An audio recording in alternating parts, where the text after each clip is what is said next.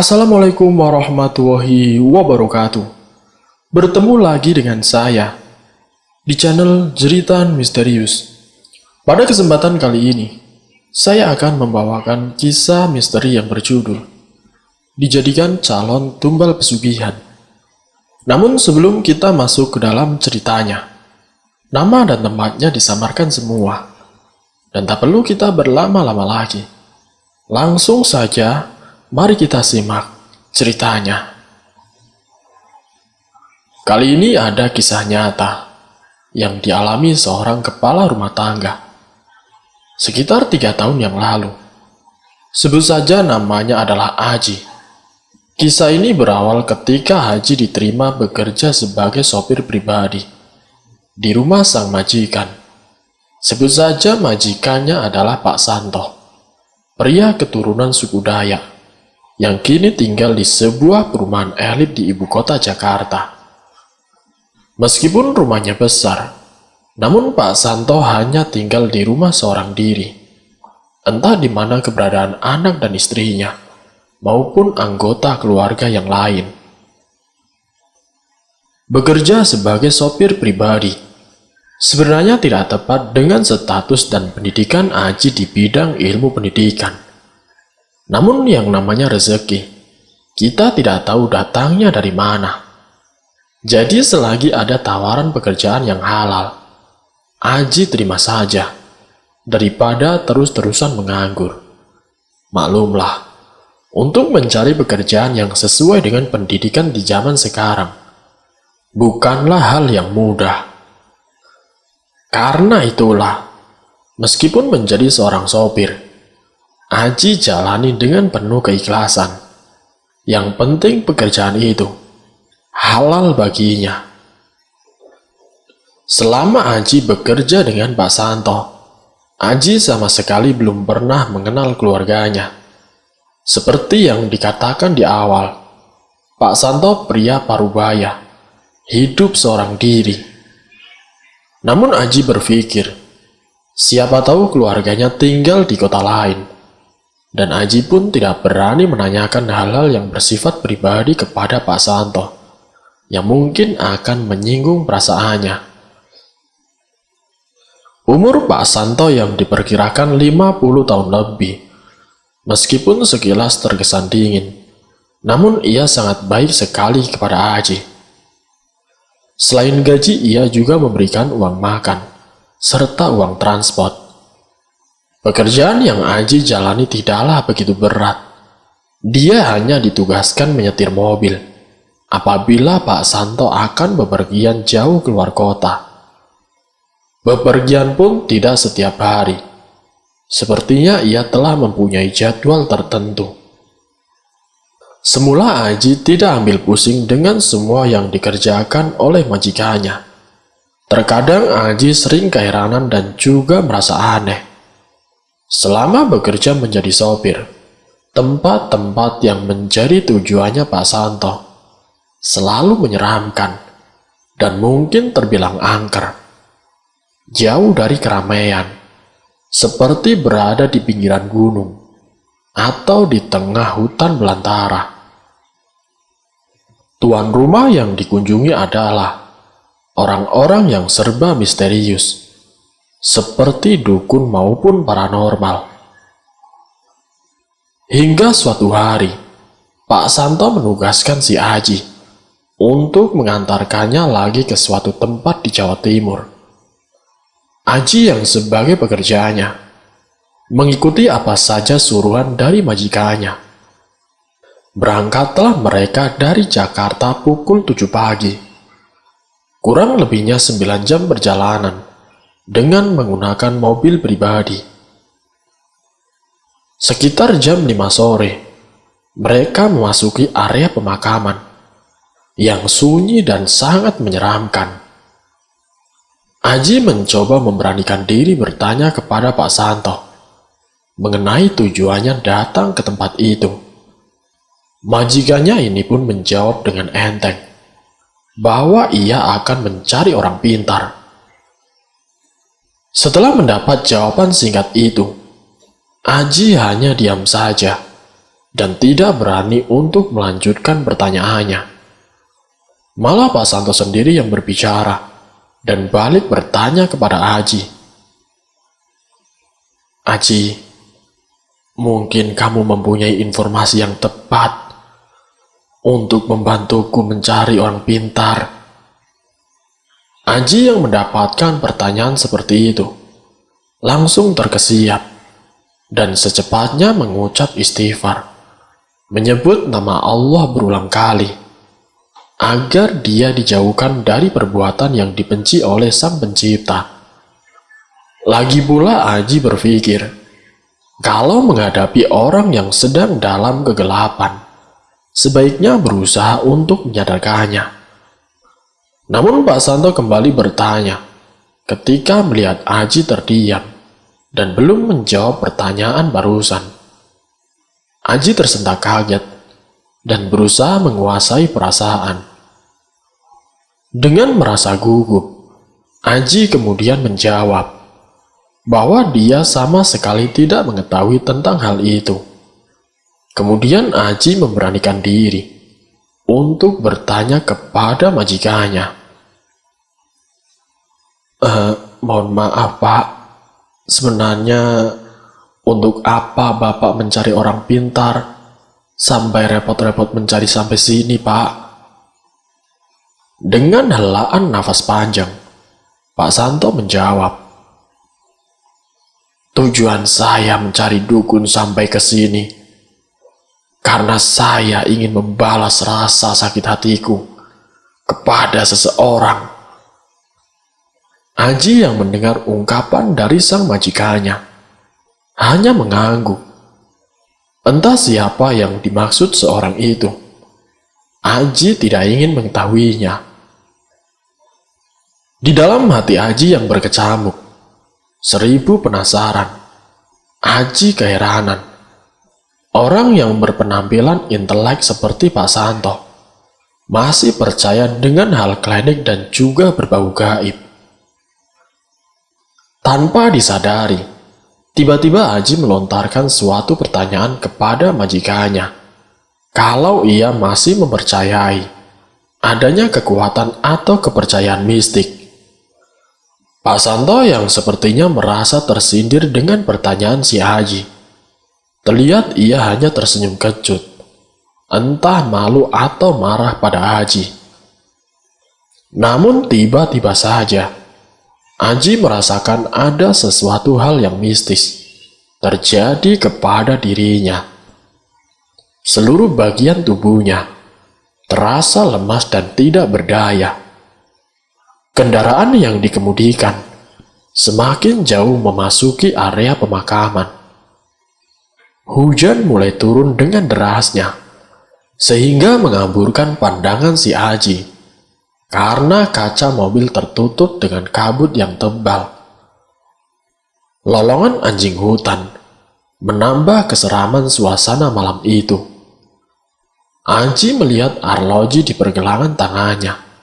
Waktu menunjukkan pukul 9 malam. Dan singkat ceritanya, sekitar 1 jam kemudian, mereka akhirnya sampai ke tempat tujuan. Pak Santo seolah hafal benar dengan tempat itu. Dan mungkin bukan pertama kalinya ia datang.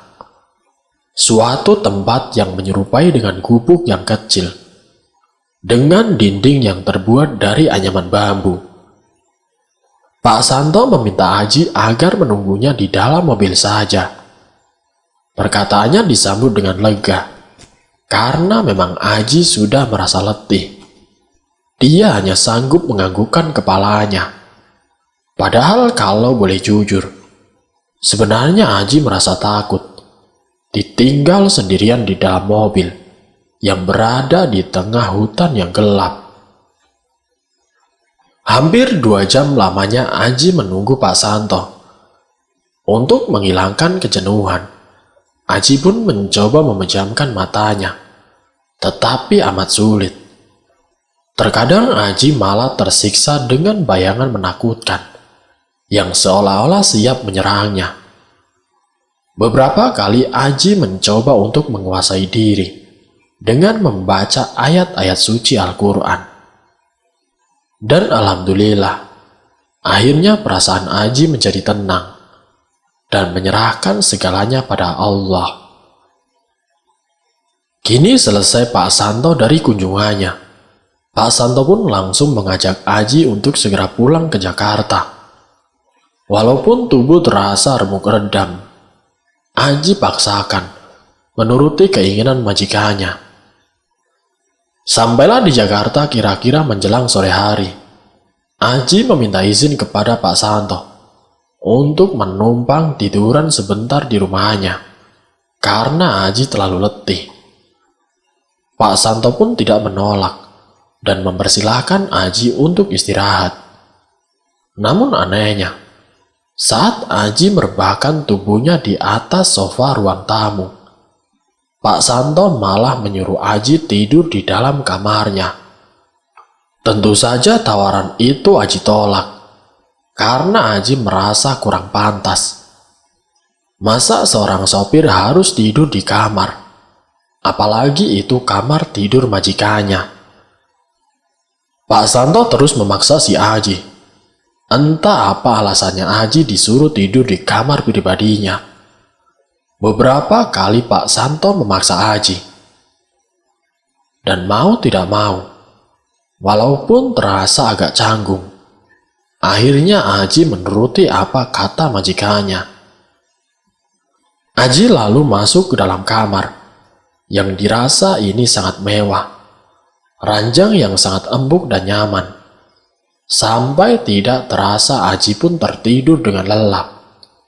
Entah beberapa lama Aji tertidur pulas di kamar majikannya. Dan saat terjaga, betapa kagetnya si Aji saat meraba tubuhnya yang terasa panas sekali.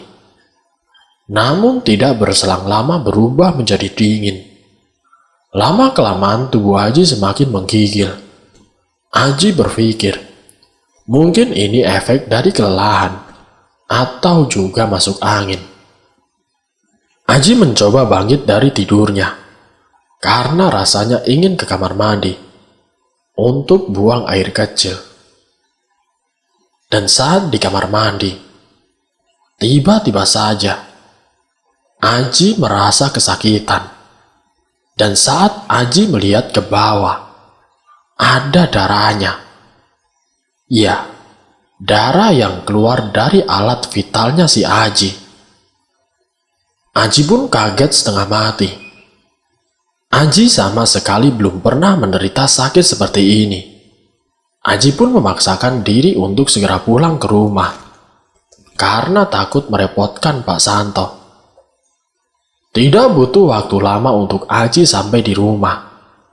Keluarganya amat sangat kaget melihat kedatangan Aji dalam keadaan sedemikian rupa, terutama sang istri yang tidak kuasa menahan tangis melihat kondisi sang suami seperti itu. Ia menangis sambil berteriak, menanyakan sebab musabab, hingga membuat Aji demikian mengenaskan. Sementara keadaan Aji saat itu terasa lemah sekali. Pandangannya pun mulai kabur, dan di ujung senja terasa gelap. Sampai Aji pun tidak ingat apa-apa lagi. Aji yang jatuh pingsan selama kurang lebih 1 jam. Akhirnya perlahan-lahan membuka matanya. Aji mulai sadar kembali dengan dikerumuni semua keluarganya. Kening Aji terasa dingin, terkena kompresan air. Seorang lelaki setengah tua mengusap-ngusap kepalanya sambil membacakan sesuatu. Sayup-sayup terdengar seorang wanita memanggil namanya. "Mas Aji, istighfar mas. Sebut asma Allah mas. Istighfar." Ujarnya seraya mengguncang-guncangkan tubuh Aji. Ternyata suara itu suara istrinya, yaitu si Fitri. Saat kesadaran Aji benar-benar pulih, Dia mencoba bertanya kepada sang istri. Ini ada apa, Dek? Kenapa semua orang pada kumpul di sini? Rupanya dalam keadaan tidak sadar, Aji didatangi seorang perempuan tua, berambut panjang memutih, dan mencoba menarik-narik lengannya, agar Aji mau diajaknya pergi ke alam gaib. Namun ajakan nenek berwajah mengerikan itu langsung ditolak mentah-mentah. Aji berusaha memberontak, melepaskan diri dari cengkraman perempuan tua itu. Aji terlepas ketika tiba-tiba saja datang seberkas sinar putih, menyambar tubuh nenek tua itu, hingga tubuh ringkinya terkapar, kemudian telah lenyap.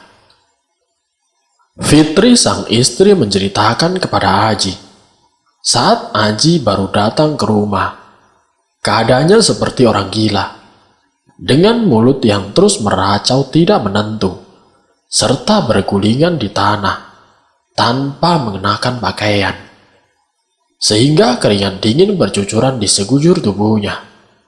Katanya Aji itu seperti orang yang sedang sekarat, hingga akhirnya pingsan dan lalu tidak sadarkan diri. Untung sang istri dengan cepat memanggil salah seorang kiai yang ada di dekat rumahnya. Sebut saja Kiai Ahmad Fajar. Kiai itu pun memberikan Aji segelas air putih yang telah dibacakan doa-doa mustajab untuk diminumkan kepada Aji. Dan alhamdulillah, setelah Aji meminum air itu, dia merasa keadaan tubuhnya menjadi pulih kembali, seperti sedia kala. Hampir 1 minggu, Aji terbaring di rumah karena masih merasakan sakit dan juga lemah di seluruh tubuhnya.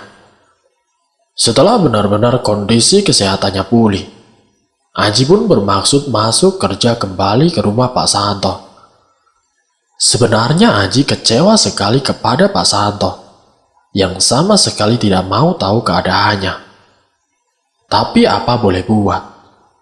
Lantaran kewajiban, maka Aji berangkat menuju rumah majikannya. Dan betapa kagetnya si Aji ketika sampai di rumah Pak Santo.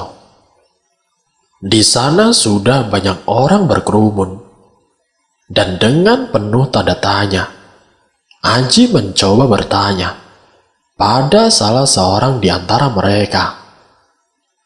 Saat mendengar jawaban dari orang itu, bumi yang dipijak terasa berputar. Kepala Aji mendadak pusing dan hampir tidak percaya dengan apa yang dikatakan oleh salah satu tetangganya. Ternyata Pak Santo, majikan si Aji ini, sudah meninggal dunia. Aji kemudian menceritakan kejadian itu kepada keluarganya. Dan kebetulan Kiai Ahmad Fajar yang menyembuhkan si Aji berada di rumahnya. Ia hanya tersenyum arif sambil berucap, "Innalillahi wa inna ilaihi roji'un." Saya juga pernah mengalami peristiwa sepertimu, Nak. Seluruh bagian tubuhku terasa lemas, tidak berdaya.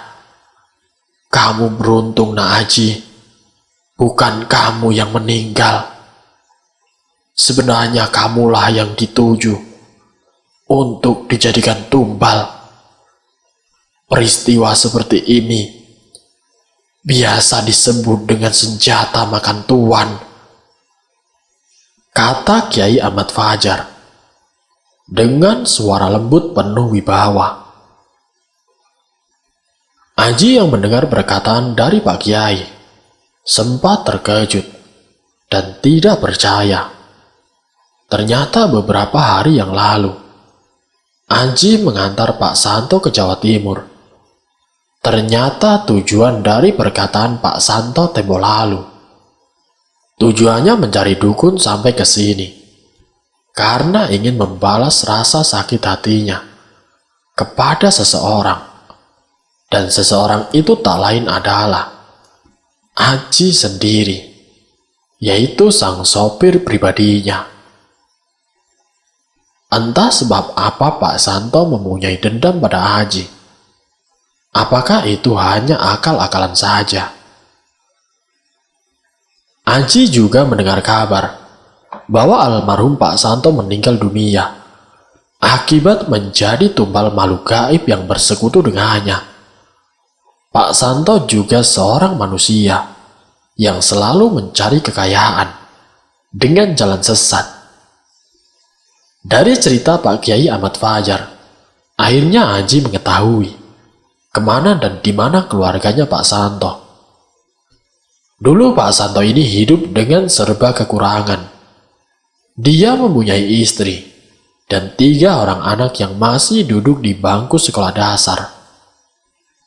Bekerja sebagai tukang becak membuatnya putus asa karena penghasilan di setiap harinya tidak menentu.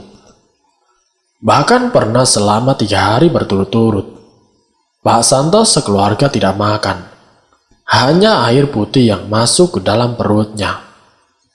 Hidup serba kekurangan dan hutang di mana-mana, sampai akhirnya Pak Santo mencari informasi tentang dukun yang bisa membuatnya melakukan pesugihan. Dan dari salah satu temannya yang sesama tukang becak, Pak Santo akhirnya mendapatkan informasi tentang dukun sakti. Dukun itu berada di Jawa Timur, lebih tepatnya berada di Gunung Kawi. Tanpa sepengetahuan keluarganya, Pak Santo pergi ke tempat dukun itu dengan bantuan temannya. Di sanalah Pak Santo menyampaikan hajatnya, bahwa dia ingin merubah hidupnya agar tidak lagi menjadi orang miskin. Namun sebelum Pak Santo melakukan pesugihan, Pak Santo harus melakukan sumpah pesugihan, yang artinya bersedia menyerahkan semua hartanya lewat perjanjian di alam gaib.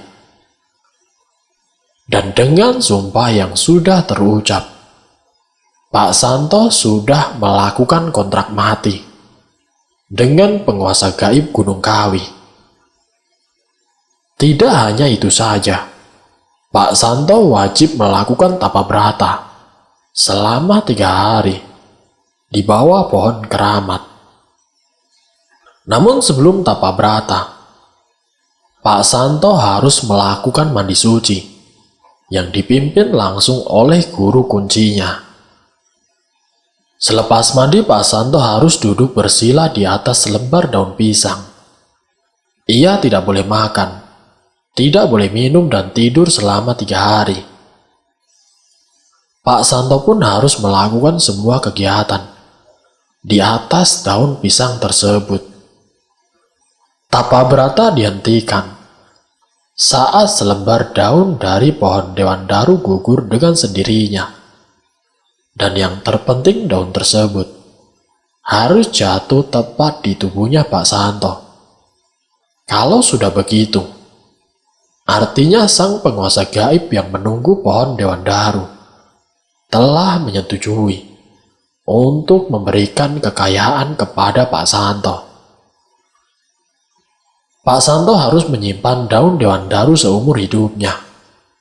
Namun bukan pesugihan namanya kalau tidak ada tumbal. Pesugihan Gunung Kawi meminta tumbal dari kerabat yang masih memiliki hubungan darah dari Pak Santo. Singkatnya, setelah ritual itu selesai, Pak Santo kemudian diberi wejangan oleh guru kuncinya. Jika kamu ingin mendapatkan kekayaan secara mendadak, kamu harus melakukan ritual pesugihan tepat pada hari Jumat Legi, di tanggal 1 dan 2 di bulan Suro. Tanggal itu biasanya menjadi langganan para pendatang. Kedua hari tersebut dipilih karena memperingati wafatnya Eyang juga dan Eyang Sujo. Dan di hari itulah keluarnya kodam atau jin pesugihan Gunung Kawi. Dari ritual pesugihan itulah kehidupan Pak Santo perlahan-lahan berubah. Tidak butuh waktu lama, Pak Santo mempunyai segalanya. Dan tidak lupa pula, ia harus melakukan ritual pesugihan di setiap bulannya. Dari ritual pesugihan itu, satu persatu keluarga Pak Santo meninggal dunia akibat menjadi tumbal kekayaannya. Sampai akhirnya Pak Santo hidup seorang diri. Dan dari situlah Pak Santo mencari seorang yang mau bekerja dengannya, yang tujuan utamanya yaitu akan dijadikan tumbal pesugihannya. Alhamdulillah Aji bisa selamat dari jeratan sosok gaib yang menjadi sesembahannya Pak Santo. Dan dari kegagalannya menumbalkan si Aji, maka Pak Santolah yang harus menanggung akibatnya dari perbuatannya sendiri yang sudah bersekutu dengan iblis. Dan selesai. Itulah kisah si Aji. Kisah seorang yang akan dijadikan tumbal oleh sang majikan. Semoga dari kisah ini, kita lebih waspada, lebih berhati-hati. Semoga kita semua selalu dalam lindungan Allah Subhanahu wa Ta'ala. Wassalamualaikum warahmatullahi wabarakatuh.